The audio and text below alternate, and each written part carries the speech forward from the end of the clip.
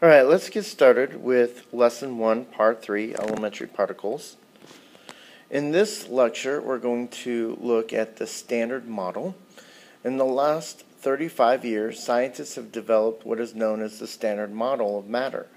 And this includes 3 fundamental particles.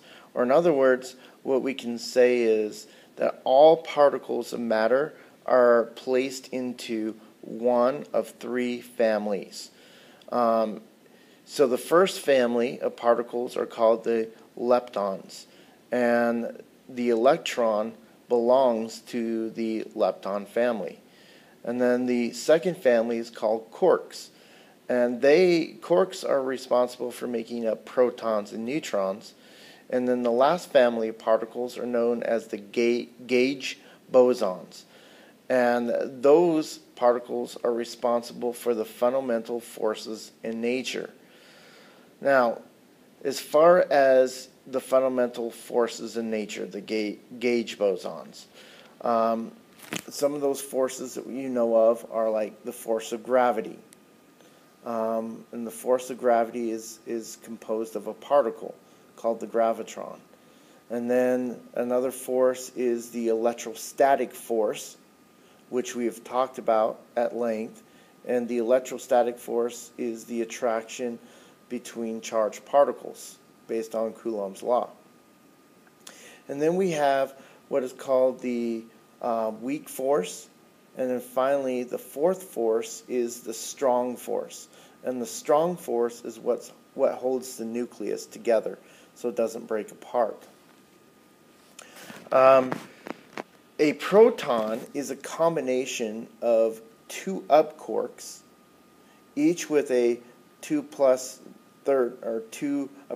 2/3 charge, and then 1 down quark, which has a charge of negative 1/3 charge. And so with the 2 up quarks and the 1 down quark, that results in a positive 1 charge for the proton overall. Whereas a neutron, it's made up of 1 up quark that has that positive 2/3 charge and 2 down quarks, which each one of those is composed of a negative 1/3 charge. And this results in a neutral charge, or in other words, a 0 charge on the neutron. Now, quarks in protons and neutrons stay together by constantly exchanging gauge bosons called gluons. And these gluons or gauge bosons make up the strong force that holds the nucleus together. All right. So let's look at quarks a little bit more in detail. There are actually a lot of different quarks that scientists have discovered and understand. You do not need to know all of these. I'm most concerned about knowing the up and down quarks that make up protons and neutrons. But we also have charm quarks, we have strange quarks, we have top quarks and bottom quarks. And these are all just different names that are given to quarks: up, down, top, bottom, charm, and strange. Okay? But again, all we care about is the up and down quarks. So here we have a diagram of some combinations of up and down quarks. The first one that we're going to look at is the 1 up quark, which, as you know, the 1 up quark gives you a positive 2/3 charge. And then the down quarks, each one of those gives a negative 1/3 charge, each one of those.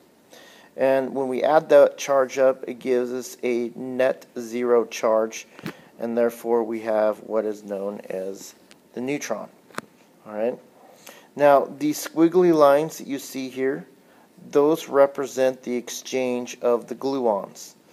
The gluons that are really small, super small, tiny particles, much smaller than the quarks themselves, and they're exchanging back and forth between each other, causing them to stay together and creating that neutron.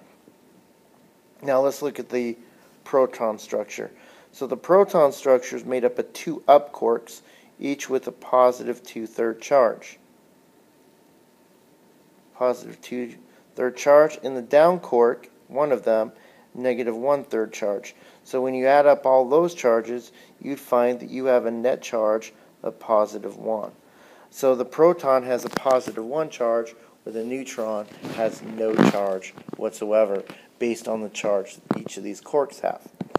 Now, when you take and you put protons and neutrons together, the interesting thing is the gluons themselves begin to exchange between the proton and the neutron. And this is going to strengthen the nucleus, holding the protons and neutrons together to form that rigid, strong nucleus that we need in order to begin to create atoms. Alright, so what we're going to do is we're going to draw a helium atom using the standard model of some of the principles that we've described so far. So you just go ahead and draw it in your box here. I'm going to actually enlarge this and put it on kind of a whiteboard here so you can kind of see this idea. Alright, so let's start out with making the nucleus of a helium atom. Now the nucleus of the helium atom should compose of 2 protons and 2 neutrons. So let's start filling that in. So let's do our neutron first. As we know, the neutron is going to be made up of 1 up quark, 2 down quarks, and we're going to have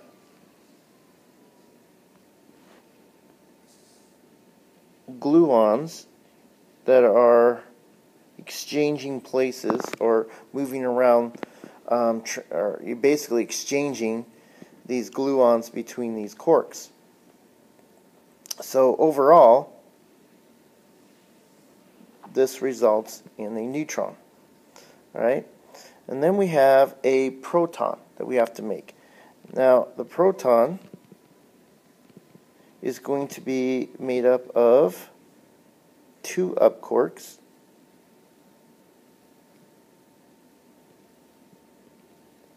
and 1 down quark. And again, you're going to get the exchange of gluons that makes the overall proton. And then to hold those protons together, there will be an exchange of gluons between them. Alright, so let's see if we can make another one. We'll do another neutron, because remember, it's made up of, so an up, down, and a down. And that gives us another neutron. And then we'll make a proton. I know this is a really rough diagram, but you get the idea.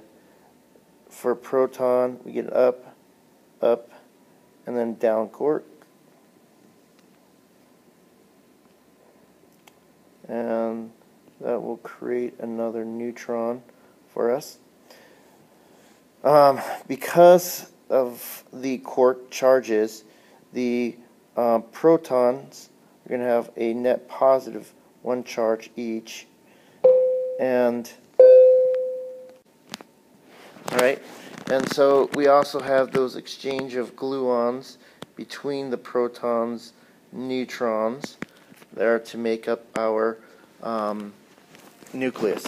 Now remember that when we start packing protons together, protons have those positive charges. And so there are electrostatic forces between the protons. And those electrostatic forces are going to obey Coulomb's law. And so we should start seeing those protons wanting to repel each other, being so packed tightly together. But it is those gluons that are going to hold the nucleus together so it doesn't fall apart. And of course, collectively, those gluons make what we call the strong nuclear force. And you need to know that and understand that. Alright? Alright, so now let's finish up our model. We need to, now that we got the nucleus all drawn out, we need to finish up with the electrons. So the electrons are going to be found in energy shells or electron shells around the nucleus, and we've described that before. Now, the electrons are really super tiny. Remember, we've talked about this. They're 2,000 times smaller than a proton. And the electron is from the family, the leptons. Okay? There are several leptons, but we're only going to be worried about the electron. So we're gonna make a very small electron over here. Put a negative charge because all electrons carry negative charge. So they're negative charged leptons. Kind of made that too big, I think.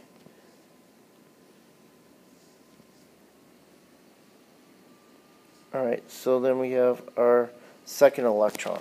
So the helium atom, which of course is symbolized He, is made up of 2 electrons and 2 protons and 2 neutrons.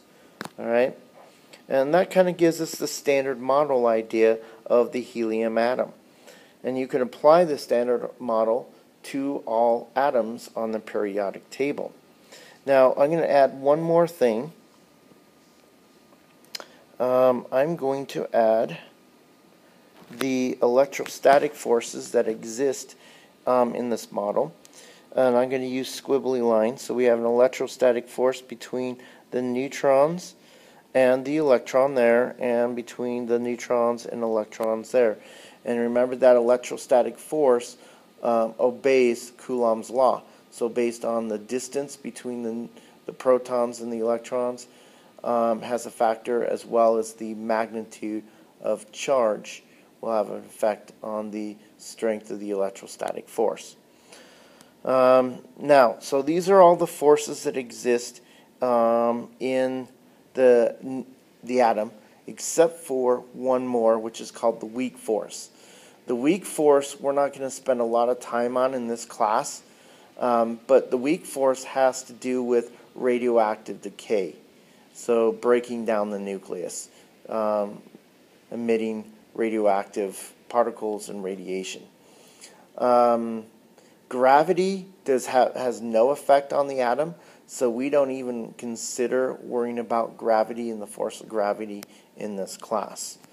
Alright, so there's the ideal, the standard model. Take some time and study this in your notes. Again, I'm not going to heavily test on the standard model, but enough to kind of get it you understanding the relationship between these forces and these subatomic particles of quarks, electrons, and protons and neutrons. Alright, so that is it for this lecture.